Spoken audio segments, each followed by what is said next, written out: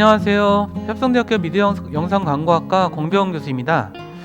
오늘은 지난 시간에 이어서 플랫폼 비즈니스의 다양한 사례들을 살펴보도록 하겠습니다. 너무 사례가 많아서 어떤 것부터 설명해 드릴지 모르겠지만 이제 그래도 여러분들이 이런 그 비즈니스 모델들이 활동하고 있구나 싶은 것들, 그리고 이제 플랫폼 비즈니스의 특징이 가장 잘 반영되어 있는 그런 사례들을 중심으로 살펴보도록 하겠습니다. 우리가 이 플랫폼의 사례를 살펴볼 때는 우리가 그 플랫폼처럼 생각한다라고 하는 그런 관점이 필요해요. 그 플랫폼처럼 생각한다는 것에 저는 좀 핵심적인 얘기가 뭐냐면, 어쩌면 이 세상의 모든 상품들이 플랫폼을 통해서 거래되는 그런 시대가 오고 있다고 생각을 합니다. 사실 뭐 SNS 플랫폼, 뉴스 플랫폼, 콘텐츠 플랫폼, 거래 플랫폼, 음악 플랫폼, 중고 플랫폼, 굉장히 많은 것에 이제 플랫폼이라는 이제 이야기를 붙이고 있죠. 이렇게 된 데에는 사실 과거와 달리 오프라인에서의 시장보다는 온라인 거래에서 사업의 성패가 달린 그런 시대가 왔기 때문이겠죠. 그렇기 때문에 우리는 플랫폼 모든 비즈니스 활동에서 플랫폼을 어떻게 이용하고 어떻게 적응하고 어떻게 활용할 것인가 라고 하는 부분이 굉장히 중요한 그런 때가 됐다는 거죠. 그렇다면 과연 어떤 것이 바뀐 걸까요? 우리는 플랫폼을 정의할 때 양면 시장 또는 다면 시장이라고 이야기를 하고 있습니다. 보시다시피 그 화면에 보시다시피 그 플랫폼은 멀티 사이드, 그러니까 다면, 여러 가지 면의 영역을 가지고 있는 시장이라고 이야기를 하는데, 이렇게 소비자들, 사용자, 소비자 집단이 있으면 이쪽에 공급자 집단이 따로 있다라고 볼 수가 있어요. 이렇게 다면적인 시장을 만들기 때문에 이러한 다면 시장을 구성하는 그 비즈니스 모델을 플랫폼 비즈니스 모델이다, 이렇게 얘기를 하고 있습니다. 그런데 이 플랫폼은 몇 가지 그 특성이 있습니다. 어떤 경우에는 물론 이거는 플랫폼 모델이다, 아니다가 명백하게 구분되지 않는 경우도 있습니다. 어떤 플랫폼이라는 것은 그 플랫폼의 특성을 어느 정도 가지고 있느냐라고 하는 부분이 중요한 그 기준이 되겠죠. 그런 면에서는 폐쇄나 독점보다는 개방과 공유, 그 다음에 엄격한 규칙보다는 공정한 규칙, 이런 식으로 이제 공정한 규칙 기반으로 자유로움, 이런 것들을 이제 플랫폼의 굉장히 특징이라고 이야기를 할 수 있습니다. 그렇기 때문에 이러한 플랫폼의 특징을 충분히 이해하고 활용해야만 우리가 플랫폼 비즈니스에서 성공할 수 있다는 점들, 그 점을 항상 생각을 해야 될 것 같습니다. 따라서 특히 이제 우리가 흔히 볼 수 있는 상거래 플랫폼들, 2000년에 시작돼서 지금도 세계 최대의 온라인 쇼핑몰을 운영하고 있는 아마존에서부터 뭐 국내에는 배달의 민족까지 상당히 많은 크고 작은 이제 그 플랫폼들이 활동을 하고 있습니다. 그리고 여기서 우리가 그 좀 놓치지 말아야 될 요소 중에 하나는 인공지능 플랫폼이라는 말도 또 등장을 하고 있습니다. 플랫폼도 어려운데 이 인공지능 플랫폼이란 대체 뭐야? 이렇게 생각하실 수 있겠죠? 그 부분에 대해서도 우리가 좀 더 하나하나 살펴볼 건데, 예를 들어서 요즘에 네이버라든가 카카오, 회사 소개라든가 이런 걸 보면은 자신들을 무슨 뭐 포털 사이트 기업, 또 뭐 이런 식으로 카카오톡 기업, 이런 식으로 이야기를 하지 않아요. 그럼 어떻게 얘기하냐? 자신들은 인공지능 기업이다, 이렇게 그냥 탁 대놓고 이야기를 합니다. 기존의 플랫폼에 인공지능을 장착하면서 어떠한 변화들이 일어나는지, 그런 부분들에 대해서도 우리가 사례를 살펴보면서 하나하나 보도록 하겠습니다. 그러면 우리 그 거래 비용, 그러니까 네트워크 효과와 거래 비용을 이제 그 주로 특징으로 하고 있는 국내 플랫폼 사례를 좀 두 가지 들어보도록 하겠습니다. 첫 번째는 쿠팡입니다. 자, 쿠팡은 2022년도 8월 기준으로 3,700만 명, 뭐 엄청나죠.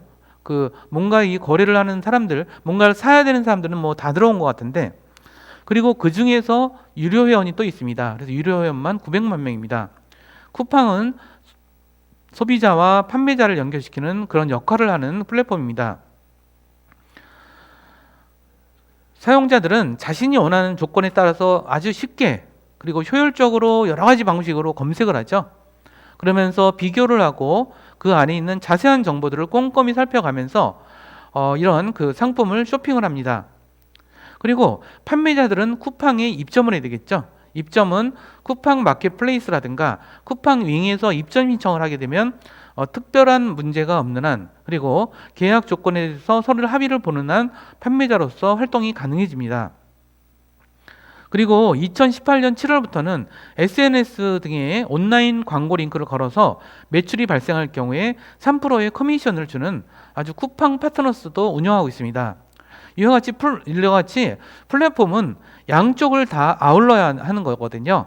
그러니까 판매자가 어떻게 하면 더 잘 살 수 있게끔, 그러니까 잘 많이 공급할 수 있게끔, 또는 좋은 물건을 많이 제공할 수 있게끔 해야 되는 부분도 있겠지만, 또한 그 소비자를 위해서는 어떻게 알려줄 것이냐. 그래서 SNS, 그러니까 뭐 페이스북이나 이런 페이스북이라든가 뭐 여러 가지 SNS 매체를 통해서 그 광고 링크를 걸어서 그 광고 링크를 타고 들어와서 판매를 했을 경우, 그러니까 구매를 했을 경우는 거기서 커미션을 받아가는 그런 구조가 되겠죠. 어떤 면에서는 쿠팡은 그냥 광고의 역할도 하고 있다라고 볼 수가 있는 것 같아요. 그러니까 참 재밌는 것 같습니다. 또 하나가 당근마켓의 사례를 들 수가 있는 것 같아요. 이 거래 플랫폼에서 전형적으로 볼 수 있는 게 바로 당근마켓인 것 같아요. 당신 근처의 당근마켓, 뭐 이런 식으로 우리가 메인 카피를 잡고 있습니다. 이것은 이 당근마켓의 특징은 뭐냐면 동네라고 하는 구역에서 사람들이 이 수요자와 공급자가 서로 직접 만나서 이제 주고받는 방식으로 이루어지게 되는데, 그래서 이것이 여기서 이제 그 1,200만 명, 지금 사용자가 1,200만 명이 넘었다고 하고 월 사용자가 1,800만 명이라고 하고 있고요. 누적 가입자가 3천만 명이라고 이야기를 하고 있습니다. 이런 그 당근마켓 같은 경우는 중고 거래에서 가장 문제가 됐던 게 뭘까요? 사람들이 팔고 싶어도 어디다 팔아야 될지 모르겠고, 또 사고 싶어도 어디서 사야 될지 모르겠고 한데, 그런 것들, 동네 구역, 내가 어떤 뭐 걸어서도 갈 수 있고 또는 굉장히 그 버스 타고 간단하게 갈 수 있는 뭐 그런 곳에서 거래가 이루어질 수 있기 때문에 굉장히 편하다는 거죠. 따라서 택배 거래가 없습니다. 택배 거래가 없이 이루어지는 직접적인 거래라고 할 수가 있고요. 이게 직거래 위주다 보니까 사기 사건이 거의 없다라고 이야기를 하고 있어요. 그래도 신고를 하면 그것에 대해서 굉장히 빠르게 처리해주기 때문에 되게 신뢰성들이 되게 높다라고 보고 있습니다. 사실 신뢰성이 높지 않을 거라고 생각할 수도 있었는데, 근데 오히려 더 사기가 없다는 것은 되게 놀라운 그러한 그 플랫폼의 사례라고 볼 수 있겠죠. 그리고 재밌는 것은 수수료가 없습니다. 이 당근마켓에는. 그러다 보니까 플랫폼을 통해서 그 지역 광고를 좀 하고 있습니다. 그래서 동네에서 가게를 운영하는 사람들, 그 가게에 있는 그 동네 사람을 중심으로 사업을 펼치는 소상공인들한테는 너무 좋은 광고 매체가 됐죠. 그러다 보니까 이 플랫폼에서는 이런 부분들이 일종의 모바일 광고판, 지역의 그 동네의 지역 모바일 광고판의 역할을 자처하게 되는 그런 상황이 이뤄진 것입니다. 결국 동네 사람의 공급자, 동네 사람의 수요자를 연결해서 플랫폼에서 광고 수익을 얻는 당근마켓의 비즈니스 모델을 우리가 알 수가 있겠고요. 결국 이렇게 그 거래 플랫폼은 이거 말고도 많지만 우리는 쿠팡과 당근마켓을 거래 플랫폼의 가장 전형적인 사례로 설명을 드리겠습니다. 지식과 재능을 거래하는 플랫폼, 이것에 대해서 설명을 드리도록 하겠습니다. 우리가 지식이라는 것은 무엇일까요?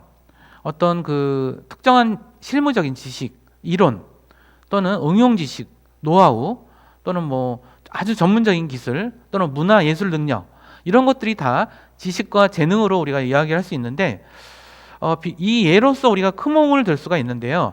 크몽은 보면은 어떤 곳이냐면 전문가가 필요한 순간 크몽이라는 것을 카피로 내걸고 있습니다. 프리랜서들이 여기다가 이제 그 크몽에다가 전문가로 자기가 등록을 하는 거예요. 그리고 자신의 어떤 특별한 재능과 능력, 이런 것들을 이제 그 소개하고 설명하고 그렇게 되면은 그걸 보고 사람들이 의뢰를 하게 됩니다. 그래서 어떤 일을 해달라고 의뢰를 하게 되고 그것에 대해서 비용을 받고 하게 되는 거죠. 물론 이제 이 크몽은 이 거래를 통해서 수수료를 받게 되어 있습니다. 현재 그 2019년 기준으로 해서 누적 거래액이 1,000억 원이 넘었고 1억 원 이상 판매자가 20명을 넘었고 지금 2021년 기준으로는 누적 회원수가 150여만 명이 되고 있습니다. 이 안에 들어가 보시면 알겠지만 디자인, IT, 영상, 사진, 그다음에 음향 제작, 마케팅, 번역, 통역, 글쓰기, 컨설팅 등 한 300개 정도의 카테고리가 운영되고 있다라고 하고 있습니다. 여러분들도 어떤 특정한 재능이 있으시다면 크몽의 전문가로 등록해서 여러분들의 어떤 그런 경제 활동을 하실 수 있으니까 한번 관심을 가지고 한번 찾아보시기 바랍니다. 타링이라는 것이 있습니다. 타링이라는 것은 재능을 가진 사람들이 온라인과 오프라인에서 수업을 하는 그러한 공유 플랫폼입니다. 여기서는 뭐 탈출 2년 시간 뭐 이렇게 여기서 줄여서 타링이라고 이야기를 한다는데 이 타링은 참 재밌는 게 사람들은 사실 정식 교사가 아니더라도 또는 뭐 교수가 아니더라도 어떤 특정한 영역의 특별한 기술과 능력을 가지고 가르칠 수 있는 능력이 있는 사람이 있겠죠. 예를 들어서 요즘에 이 그림을 그리는 게 굉장히 많이 그 인기를 끌고 있습니다. 취미로서 그림을 그리다 보면 사람들이 더 잘 그리실 분 욕망도 생기고 뭐 그렇죠. 근데 그런 사람들을 위해서 그림을 가르쳐 주기도 하고요. 또는 이제 예를 들어서 저는 아이패드를 쓰고 있는데 아이패드에서 프로크리에이트라는 그런 그림 그리는 프로그램을 사용하고 있습니다. 그런데 아이패드로 그림 그리기 뭐 이런 식으로 이제 강의가 있어서 가보면은 영상 강의일 때도 있고요. 아니면 이제 원데이 클래스식으로 뭐 반나절 정도 가서 이제 배우고 온다거나 이런 식의 것인데 상당히 되게 유익한 그런 것들이 좀 많아서 저도 배우고 싶은 게 많아서 여기에 관심을 많이 두고 있습니다. 또 하나는 이제 클래스 101이라는 그런 여기는 이제 취미생활에 관련된 이제 플랫폼이라고 볼 수가 있는데요. 이제 클래스 101은 주로 취미인데 여기서는 준비물까지 챙겨줍니다. 그래서 준비물도 뭐 구매를 한다거나 이런 식으로 해서 영상 강좌와 함께 준비물도 신청해서 그것을 보고 따라서 공부하는 뭐 그런 식이 되어 있고 꼭 준비물이 없는 거라도 이제 여기서 클래스 101에서 되게 고급 강좌가 많이 열리고 있습니다. 저도 이제 영상을 배울 때는 이제 클래스 101이라든가 이런 곳에 가서 거기 전문가들한테 이제 하는 내용들을 공부하면서 따라서 배우고 있는 상황입니다. 그 다음에 기업의 이제 이런 현상들 아까 보셨듯이 크몽이나 타링이나 클래스 101을 볼 때 참 이렇게 신기하다는 생각도 들지만 이것이 우리가 이런 부분들이 프리랜서들이 정말 많은 곳에서 활약하고 있다는 것을 우리가 알 수 있겠죠. 이제 그런 면을 갖고 경제학자들은 긱 이코노미라고 이야기를 하고 있어요. 긱 이코노미란 말은 좀 되게 좀 낯선 용어일 수도 있을 것 같아요. 보통 이제 기업에 고용돼서 일하는 사람들을 노동자라고 얘기를 하죠. 근로자, 노동자라고 얘기를 하는데 이 기업에서 고용돼서 일하는 전통적인 노동 관계가 가장 모든 기업에서 이루어지는 일을 했다면 최근에는 비정규 프리랜서로 일하는 그러한 사람들이 굉장히 많습니다. 이 비정규 프리랜서가 그럼 어디서 일하냐? 이러한 플랫폼에서 일하는 거죠. 그런 면에서 플랫폼이라는 것이 만들어낸 비정규 프리랜서들의 어떤 노동 관계 이것을 긱 이코노미 현상이라고 이야기를 하고 있습니다. 글로벌 컨설팅 업체인 맥켄지 같은 경우는 2025년에 긱 이코노미가 3,031조 가량의 부가가치를 창출할 것이라고 이야기를 하고 있습니다. 저도 이 크몽이라든가 타링이라든가 클래스 101을 가서 보면 굉장히 많은 프리랜서들이 있어요. 근데 그런 분들이 프리랜서가 전업인 분들도 있는 것 같고 또는 어떤 분들은 본인의 직업을 가지고도 프리랜서로 일하는 그런 사례들이 많이 발견되고 있습니다. 이런 것들이 전통적인 노동시장이라든가 이런 곳에서는 일어나지 못했던 것인데 누구나 이런 것이 참여할 수 있는 시대가 열렸다는 것은 굉장히 놀라움을 금치 못할 일이라고 볼 수가 있을 것 같아요. 또한 크라우드 펀딩 플랫폼에 대해서 또 설명을 해드리도록 하겠습니다. 크라우드 펀딩이라는 것은 원래가 크라우드, 군중을 뜻하는 크라우드, 그 다음에 투자금을 뜻하는 펀딩이 합쳐진 단어입니다. 그래서 크라우드 펀딩은 벤처기업, 문화예술단체, 영화인, 창작자, 저널리스트, 그 다음에 프리랜서, 이런 사람들이 프로젝트를 제안합니다. 그러면 소비자나 사용자 또는 커뮤니티, 기업, 이들이 이것을 투자해서 상품이 개발됐을 때 그것을 리워드를 받는다거나 또는 공연이라든가 영화의 티켓을 받는다거나 아니 콘텐츠 창작을 공유를 해준다거나 또는 이제 뭐 이런 다양한 활동들이 지금 일어나고 있습니다. 그래서 국내에서 가장 크고 활성화되어 있는 곳은 아마 텀블벅이 아닌가 싶어요.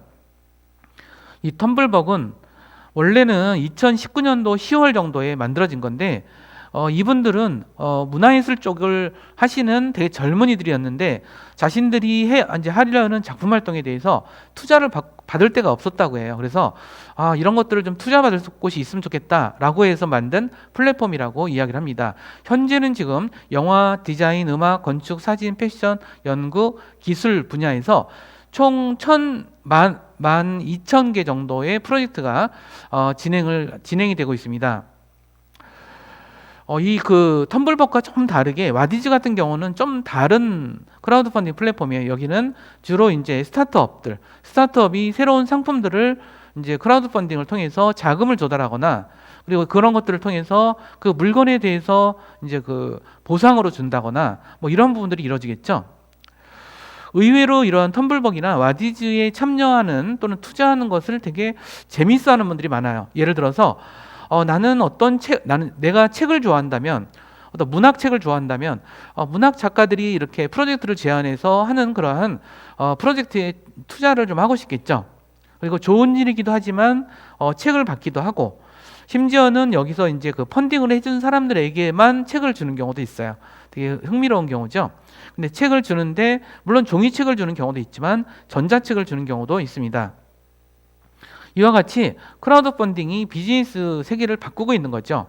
과거와 같이 전문 투자자에 의해서 투자되는 게 아니라 일반 사용자들 또는 어떤 군중들이 투자하는 그런 모델이라고 볼 수가 있습니다. 플랫폼에서 우리가 플랫폼의 사례를 보면서 우리가 재밌게 볼 수 있는 것은 아마 구독경제 플랫폼인 것 같아요. 이 구독경제라고 하는 것은 우리가 어떤 것을 사지 않고 사용 권한을 가지게 되는 그런 방식이겠죠. 예를 들어서 이제 넷플릭스 같은 경우는 우리는 월정액을 내죠. 월정액을 내면서 넷플릭스에서 제공하는 모든 영상들을 편할 때 아무렇게나 이제 보고 있는 그런 상황이라고 볼 수 있겠고요. 뭐 왓챠 같은 경우도 마찬가지겠죠. 그런 식으로 이런 구독 경제학이 활성화되고 있습니다. 그런데 이 구독 경제는 이렇게 넷플릭스나 왓챠 같은 영상 사이트에만 국한되지 않고요. 밀리의 서재나 리디부스 같은 경우는 이제 월 구독료를 내면 이제 그것을 저기를 해서 보는 월정액을 내서 이제 보는 그런 구조로 되어 있습니다. 전자책을 그래서 마음껏 보는 경우죠. 그 다음에 이제 심지어는 월간 과자라는 거 있어요. 월간 과자는 이건 이제 플랫폼이라기보다는 이제 구독 경제에 되게 재미있는 사례인데 월별로 이제 과자를 한 박스 줘요. 어떤 과자가 올지 모릅니다. 어쨌든 이 월간 과자에서 제공하는 그래서 어떤 과자가 올지 몰라서 또 신기하기도 하고 재미있는 이제 그러한 사례라고 볼 수 있는 것 같아요. 그래서 이런 것들이 굉장히 많이 저희가 되고 있고 그래서 이제 뭐 쿠팡 안에서도 뭐 이게 구독료 그러니까 월정액을 내고 어떤 정기 배송 서비스를 해서 하는 어떤 특별하게 해주는 롯데 와우 클럽, 로켓 와우 클럽이라는 게 있고 그 다음에 뭐 이제 플러스 멤버십, 네이버에 플러스 멤버십도 있고요. 카카오에서는 구독온, 롯데 제과에서 월간 아까 말씀드린 월간 과자, 또 OTT 서비스에서도 되게 많이 되어 있고요. 심지어는 차에 대해서도 일종의 캐딜락 서비스, 그러니까 월 1,800달러를 내면 모든 차종을 다 사용할 수 있는 캐딜락 서비스라는 것도 있습니다. 좀 재미있죠? 심지어는 면도날을 매월 4-5개씩 배송해주는 그러한 달러 쉐이브 클럽 이런 것들도 있습니다. 어쩌면 이런 구독 경제 모델은 점점 더 늘어날 것이고 그 중에는 구독 경제인 플랫폼들도 계속 늘어날 것으로 예상해 볼 수가 있습니다. 공유 경제 플랫폼에 대해서 이제 또 설명을 좀 드리도록 할게요. 공유경제 플랫폼은 그야말로 공유경제라는 게 뭘까요? 어떤 물품이나 자원에 대해서 소유가 아니라 서로 대여해서 빌려 쓰는 개념이라고 보면 될 것 같죠. 그 다음에 자본주의 상업경제에서는 재화와 서비스, 이걸 화폐와 교환하는 체제잖아요. 그래서 내가 화폐를 주고 그 재화 서비스를 소유하게 되는 식이죠. 근데 하지만 이런 재화 서비스를 그냥 공유할 뿐인 거, 가서 잠깐 비용을 내고 잠깐 쓰는 거. 그래서 공유 숙박시설, 에어비앤비도 있겠지만 요즘에 오피스 공유가 엄청 인기를 많이 끌고 있는 것 같아요. 그런 것들이 바로 공유 경제 플랫폼의 사례인 것 같고요. 요즘에 이제 뭐 에어비앤비뿐 아니라 다양한 사례들이 등장을 하고 있는데 그 중에 하나는 또 자동차 임대 카시어링인 것 같아요. 물론 사무 공간 공유도 뭐 계속 늘어나고 있고요. 공공 자동차 이런 것들을 자전거를 쓰는 그런 사례들도 있겠고, 그 다음에 지방자치단체들이 자신들의 시설을 공유 공간으로 내놓는 경우도 굉장히 많습니다. 심지어는 네이버 지식인조차도 일종의 지식을 그냥 무료로 공유하는 공유 시스템의 하나라고 볼 수 있겠죠. 이제 이러한 공유 플랫폼들은 계속 지속적으로 늘어나고 좀 더 다양해질 거라고 생각이 듭니다. 이 사용자 참여 전략을 핵심 그 방식으로 내거는 플랫폼을 우리는 프리 비즈니스 모델, 즉 무료 모델이라고 볼 수 있죠. 무료 모델을 통한 그러한 것들. 뭘 갖고 무료라 할까? 근데 사실 우리가 네이버나 페이스북이나 유튜브나 카카오톡이나 사실 무료로 쓰고 있잖아요. 무료로 쓰기 때문에 우리는 부담 없이 사용을 하죠. 그리고 그 플랫폼을 운영하는 곳에서는 그를 기반으로 다른 비즈니스를 운영한다고 생각하시면 될 것 같아요.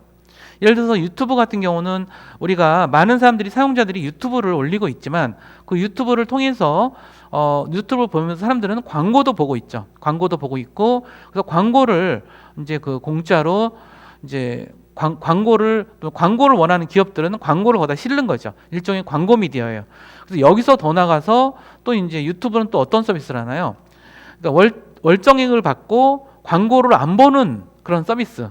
이제 그런 것들을 또 운영을 하고, 또는 이제 음악을 이제 그 유튜브에서 그 정리해 놓고 파는 그러한 이제 음악을 듣는 그런 서비스도 하고 있습니다. 일종의 프리 비즈니스 모델이면서도 구독 경제 모델을 사용한다라고 볼 수 있는 것 같아요. 근데 대부분 이런 그 프리 비즈니스 모델은 어느 정도 이상으로는 뭐 이제 프리미엄 모델로 같이 운영하는 경우가 많아요. 예를 들어 제가 많이 사용하는 픽사베이라든가 프리픽 같은 경우는 무료로 쓸 수 있는 이미지들이 굉장히 많아요. 근데 그 중에서 어떤 유료로 쓸 수 있는 이제 그런 이미지를 또 따로 판매하죠. 그러면 월정액을 내고 마음껏 쓰거나 아니면은 그 그림 이미지를 살 때마다 과금을 하는 그런 방식으로 운영을 되고 있습니다. 그 다음에 이제 중고거래 플랫폼 전성시대라고 이야기를 할 수가 있는데요. 사실 요즘에 그 경제가 많이 불황이라고 얘기를 하잖아요. 그러니까 불황이 될수록 사람들은 중고 물건에 관심을 더 많이 갖게 돼요. 저는 불황이 아니었던 시절에도 중고 물건에 대해서 되게 관심이 많았는데, 이런 것들이 이제 번개마트, 그래서 여기는 이제 취향을 거래한다라고 해서 MZ세대들이 굉장히 많이 사용하는 그러한 중고마트라고 이제 알 수가 있겠고요. 대표적인 예 중에 하나는 이제 중고 서점 알라딘을 볼 수가 있는 것 같아요.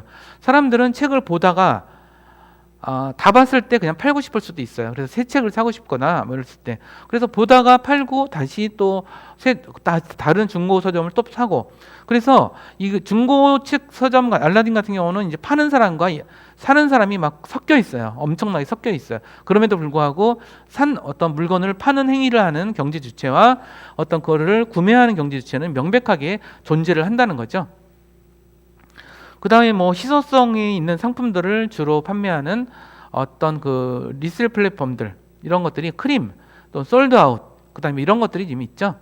그 다음에 네이버 크림 같은 경우는 스니커즈 커뮤니티인데, 요거는 이제 스니커즈 커뮤니티인 나이키 매니아들이 운영하는 뭐 그런 곳인데, 요것도 이제 특별한 물건에 대해서 이제 좀 신상품은 아니죠. 약간 특이한 상품이긴 한데 이것도 중고 거래 플랫폼의 하나라고 우리는 볼 수가 있습니다. 또한 집단지성 플랫폼에 대해서는, 예를 들어서 집단지성 플랫폼은 그야말로 여러 사람들이 힘을 합해서 뭔가를 만드는, 사실 집단지성이라는 말 자체가 개인이 협업해서 집단적으로 노력해서 경쟁하는 과정, 이것을 하나의 집단적인 지능으로 만드는 것을 집단지성이라고 얘기합니다. 예를 들어서 네이버 지식인 같은 경우 보면 벌써 4억 건이 넘었다고 해요. 굉장히 많은 사람들이 질문을 하고 답변을 하고 질문하고 이것이 반복되면서 이제 어느 순간인가 검색하면 그 답변들이 막 뜨죠. 내가 알고 싶은 것들. 그런데다가 지금 최근에는 전문가들이 참여하면서 이런 그 지식인의 어떤 퀄리티를 굉장히 높이는 쪽으로 나아가고 있습니다. 사실 이제 우리가 플랫폼을 이야기할 때는 이런 것들을 생각을 해야 될 것 같아요. 세상의 모든 상품이 플랫폼을 통해서 거래되는 시대가 열리고 있다. 그리고 여기에 인공지능과 빅데이터, 사물인터넷, 메타버스 기술 이런 것들이 결합되면서 앞으로 플랫폼 비즈니스가 어떠한 새로운 사례를 만들지, 우리가 로켓 배송인 쿠팡에서부터 우리가 중고거래처점인 알라딘까지 다양한 사례를 살펴봤습니다. 이 사례는 끝없이 늘어날 것이고 우리는 이 끝없이 늘어나는 사례 속에서 어떤 우리가 일상에 어떤 변화를 줄 것인가, 이런 것들에 대해서 어떤 흥미롭고 재미있게 지켜볼 수 있을 것 같습니다. 그럼 오늘 수업은 여기서 마무리하도록 하고요. 다음 시간에 더 재미있는 내용으로 다시 찾아뵙도록 하겠습니다. 감사합니다.